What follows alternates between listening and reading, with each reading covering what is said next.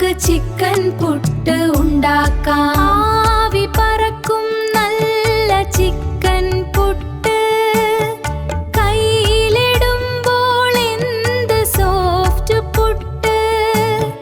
നമുക്കെന്നും chicken പാൽ chicken puttu. പുട്ടുപൊടി എടുക്കാം, പാലൊഴിച്ച് നനയ്ക്കാം, കുറച്ചു നേരം വെക്കാം പാൽ ചിക്കൻ പുട്ടിനായി. അടുപ്പത്ത് വെച്ച് ചിക്കൻ മസാല ഉണ്ടാക്കാം, എളുപ്പത്തിലുണ്ടാ നല്ല പാൽ ചിക്കൻ പുട്ട്. നമ്മുടെ സ്പെഷ്യൽ പാൽ ചിക്കൻ പുട്ട്.